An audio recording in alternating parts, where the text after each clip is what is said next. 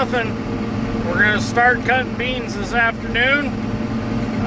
It's dry enough.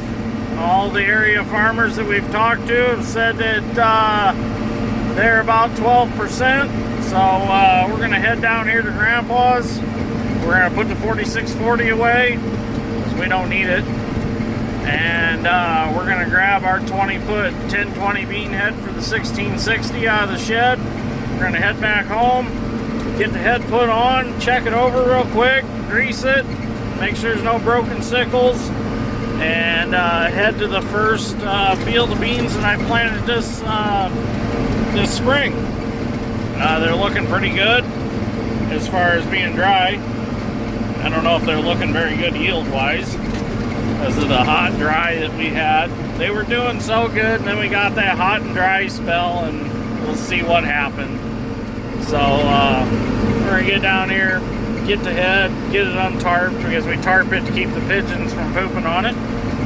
We're going to get that, and we're going to head back home, get the peat switched over to one of the hopper bottoms, and get it to the field. Dad's going to start cutting. Dad, Strength, and I are going to head back to the shop, and we're going to get the old L2 ready.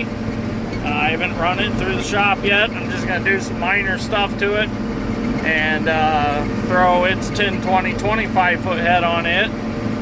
Well, pull it to the field, then put it on because I can't take 25 foot down the road. So we're going to try to get 2 running this afternoon. We'll see what happens. So wish us luck. Okay, so I got the lowboy unhooked now. I got my wet kit lines capped. Probably be the last time this trailer's hooked up to this truck in a while. Or for a while, I mean, because we're going to rebuild this one.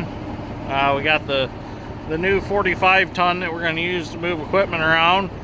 And probably going to make a rail trailer out of this for hauling my drag line. So I'm going to head up by the shop now and grab the one Timpte Super Hopper and put it on the peat. And we're going to go cut some beans this afternoon.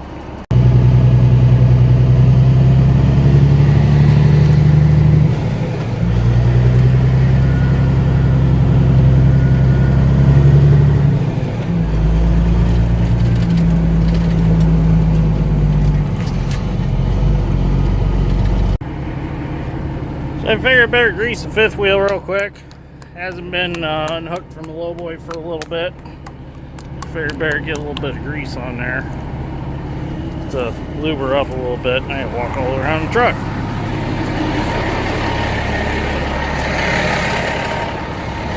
Backed up too close to the trailer, couldn't get between them.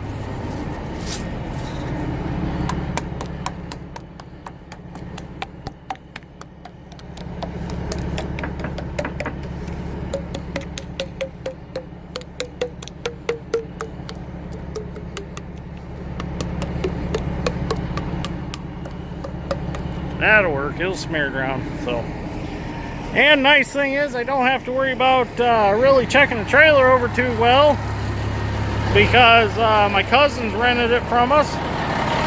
So they actually got it ready for us because they needed a trailer, and they got it all ready for us and even put a new tarp on it for us. So, and my buddy Tyler's been pulling it around. So he's been keeping a good eye on the trailer, and he said she's ready to go. He said hook her up and fill her up and haul her into the elevator. So like, sweet. So thank you, Tyler, for taking care of my trailer and getting it ready for me. You're more than welcome to come get the other one and get it ready for me too. So okay, let's get her hooked up.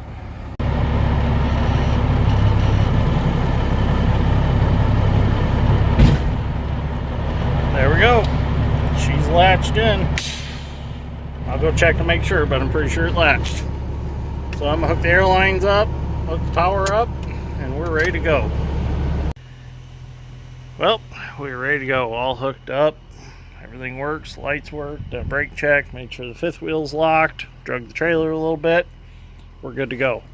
So Dad's putting the chopper knives back in the 1660 real quick, and then we're gonna take it and we're gonna head to the field and then get him started, and then I'm gonna come back and I'm gonna bring the L2 in the shop and see what I need to fix just to get it going, and just probably get it going until the next rainy day, and I'll bring it back to the shop and do some other stuff to it. So, but I'd like to get going here at least tomorrow. So if we can cut for a couple days before it rains again, when it rains I'll bring it in the shop and we will fix a couple things that I've really wanted to get fixed on it but aren't crucial to it running. So we'll at least get the 1660 going, and we'll try to get this hopper bottom full yet tonight and see how far we can get. The first day is always rough, so, and we're already starting at like 2 o'clock or 2:30 in the afternoon, so we'll see how much we get. We might not get a whole lot today, we'll see.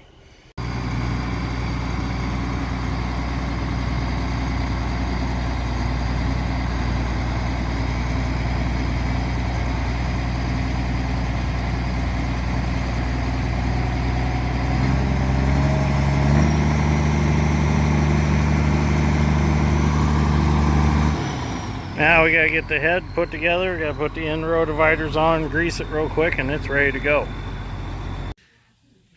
Well, we got Dad started cutting beans, and we decided to come back to the shop and see if we can get the L2 ready. So Dad's strings got the head up here. He's going to put the new plastic side panel on the end. He's gonna grease the wobble and everything else that needs greased.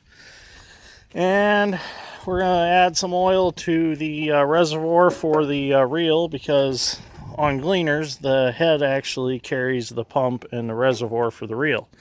So that all stays with it.